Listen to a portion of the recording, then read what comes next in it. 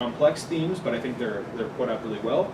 And humor can really be a theme, but what I've noticed is it's usually not alone. There's usually some sort of accompanying theme about friendship or maybe about how to handle situations that are, complex situations that usually accompanies them. So I think a great example of theme is the episode, Do Princesses Dream of Magic Sheep? It's one of my favorites. Luna is tormented by guilt, and she's comforted at the end by being able to forgive herself. So really the relationship between guilt and forgiveness is an example of a theme in that context. And your theme is the way to connect with your readers. You want your readers to be able to say, wow, I've had a situation in my life that I can apply this to, or this really speaks to me on an emotional level. That's kind of your goal there. Description and dialogue. Description is how you make and develop the situation that your characters are in. What I would say is it's important not to under-describe things because you want your reader to feel and experience what's going on in the story, but it's also important to not overdo it because oftentimes it makes for very chunky writing. There's the old adage about if you put a banana on the table in the first act, by the third act, it better come into... you need Chekhov's gun. Right. Chekhov's gun. Yes, so it better come into effect. So you want to not add so much description that you're just clogging the reader up, and the reader's going to want to care about this. There are 192 times right. this scene. Exactly. But you want to be able to, have the reader experience the situation. Dialogue is usually how you make and develop your characters in a story, and how you get a lot of the interaction.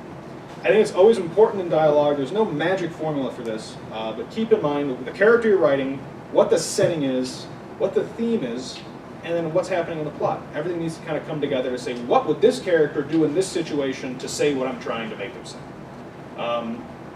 So don't get lazy with it. This is a thing that happens so often. Your dialogue, and I've been told I'm a very good dialogue writer. It's probably my best strength. The dialogue should feel like it would feel to speak to someone in real life. So often authors just write out these big blocks of text, and a conversation that would normally be 15 or 20 back and forths that are maybe a sentence long becomes 3 big chunks of paragraph, and that's not how people talk. So it's important to sort of keep that. So I have an example here. It's one of my favorites, stories that I wrote. I wrote a series of comedy fan fictions about the main 6, Spike and Starlight Glimmer, and then a bunch of other characters too, participating in war reenactments. The first one was the Civil War, and Spike ended up being Stonewall Jackson, effectively.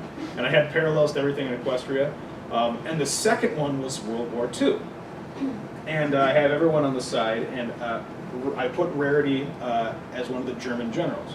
The chief of the Luftwaffe in World War II was a rotund German man by the name of Hermann Goering. And so she became Rareman Garrity for the purposes of the story. And I have this scene early on where Twilight's there discussing strategy with them all in this bunker. And Rarity's looking in the mirror going, oh, I do look so fabulous in dark colors and right angles. Because that's exactly what she would say if she were in that situation. She would either say that or she'd say, oh, I look dreadful. It doesn't either one. But that's exactly, you've taken the character, you've